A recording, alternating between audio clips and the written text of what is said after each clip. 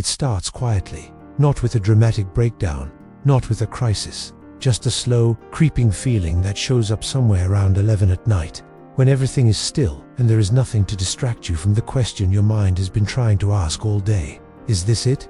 Is this what I am doing with my life?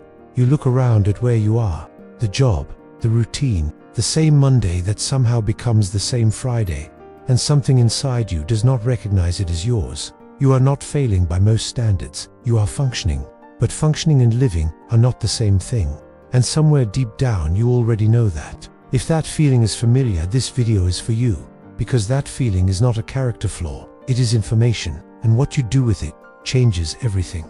Most people, when this feeling shows up, do one of two things.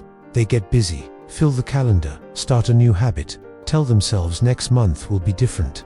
Or they go numb, scroll longer, sleep more, push the question down until it gets quiet again. And both of those responses make sense, because the feeling is uncomfortable. But here is what neither response does. Neither one answers the actual question underneath the feeling. And the question underneath is not, am I failing? The question is, am I building something that is actually mine? Let me tell you about someone who sat with that question for a long time. Marcus was 34, project manager, Chicago, by every external measure doing fine, good salary, stable apartment, people who respected him at work. But every Sunday night, something in him felt like it was contracting. Not dread exactly, more like a quiet grief, the kind that comes when you realize you have been very responsible about building a life that does not feel like yours. He had chosen the safe path at 22 because it made sense. He had stayed on it because leaving felt irresponsible. And 12 years later, he was still on it, competent, reliable, and completely disconnected from the version of himself that had once wanted something different. The thing that changed for Marcus was not a decision, it was a question. A therapist asked him, when was the last time you did something that made you forget to check your phone? He thought about it for a long time, and when the answer finally came, it was not from his job, it was not from his routine, it was from something he had quietly stopped doing years ago, because it did not seem practical.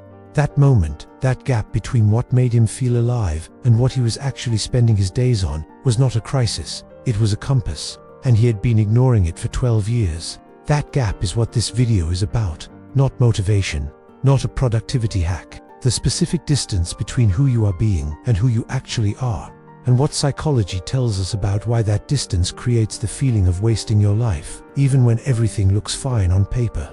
If you are new here, this channel is about the real psychology behind how people build lives they actually want to live. Subscribe right now and hit the bell, and drop one word in the comments, type stuck, if you have ever felt like time is passing and you are watching it from the outside, because what I am going to share today is exactly what that feeling is trying to tell you.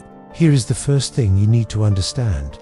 That feeling, the wasting your life feeling, is not depression. It is not ingratitude. It is not laziness. Psychologists have a name for it. They call it identity life, incongruence, which sounds complicated. But it just means this: the life you are living does not match who you actually are at the core. And your mind feels that gap the same way your body feels pain. Not to punish you, to get your attention. Not because something is wrong with you, because something is right with you. The distress is the signal. Most people spend years trying to silence it. The people who move forward learn to read it. Here is what that signal is actually telling you, and this is the part almost nobody talks about. The feeling of wasting your life is almost never about productivity. It is almost never about working harder or doing more. It is about alignment. Specifically, the alignment between your daily actions and your core values. When those two things are misaligned, no amount of achievement fixes the feeling. You can get the promotion, you can buy the house, you can check every box that was supposed to mean something, and still lie awake at night, feeling like something is missing. Because achievement in the wrong direction does not create meaning. It just creates a more comfortable version of the wrong life. And somewhere in your body, you know the difference between moving forward and just moving. Think about the last time you did something and thought, this is exactly where I am supposed to be. That feeling, that is not a coincidence. That is alignment. And the gap between that feeling and your average Tuesday is the exact size of the adjustment your life is asking you to make. Now, let me tell you about someone who made it to the other side of that adjustment.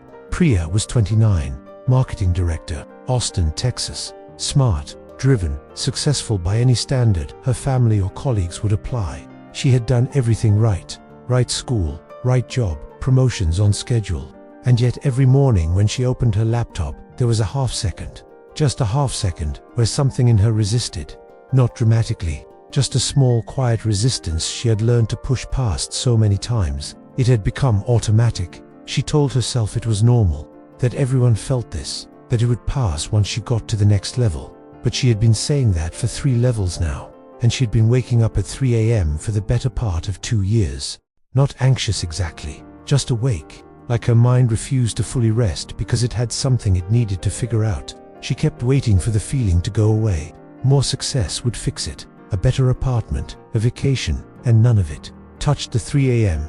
Then one night, instead of reaching for her phone, she asked herself a different question. Not, what do I need to achieve, but, what kind of life would make me stop waking up at 3 a.m.? The answer that came surprised her. It was not dramatic. It was not a complete career change. It was one specific thing she had been postponing for 3 years because the timing never felt right. She gave herself 90 days to take one real step toward it. She stopped waking up at 3 a.m. after about 6 weeks. Same job, same apartment, one adjustment in direction.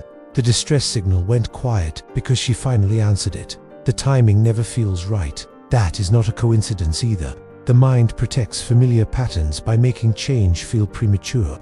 Every year you wait for the right time is a year the signal gets louder. And this is where most people misunderstand the feeling completely. Now here is the third piece. Most people who feel like they are wasting their life are not wasting it because they are doing nothing. They are wasting it because they are doing the wrong things. Very consistently, busyness is one of the most effective ways to avoid the life you actually want. If the calendar is full, there is no space for the question.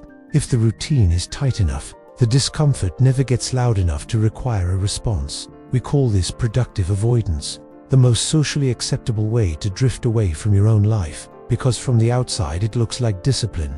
From the inside it feels like exhaustion without progress. Same effort as the person who is building something real. Completely different destination. Here is the question that separates the two. At the end of this week, will I be measurably closer to the life I actually want? Not a better version of the current routine. The life I actually want. If the honest answer is no, that is not a small thing. That is the signal, asking for a response. 3 shifts. That is all this takes. Not a complete life overhaul. Not quitting your job or burning it down. 3 specific shifts. First, name the gap precisely. Not, I feel stuck. That is too vague for your mind to work with. Specifically, what kind of life am I building, and what kind of life do I actually want? Write both answers down. The distance between them is the gap. You cannot close a gap you have not measured. Second, find one thing in your current life that produces the aligned feeling, the I am exactly where I am supposed to be feeling, and protect it. Do not let the routine crowd it out. Do not let practicality schedule it for later. Whatever that thing is, give it recurring, non-negotiable space in your week. One thing, protect it. That is not a small change. That is a signal to your own psychology that you are listening. Third, take one small step toward the life you want this week. Not a plan, not a vision board. One action, small enough to be undeniable, large enough to be real. Marcus emailed one person in the field he had been thinking about for 12 years, just to have a conversation. Priya signed up for one class she had been postponing. Neither action changed their life overnight, but both actions changed the direction. And direction, sustained over time, changes everything.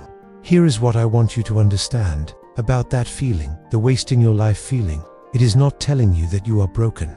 It is not telling you that you have already lost. It is telling you that you are capable of more alignment than you currently have. It is the most honest feedback your psychology will ever give you.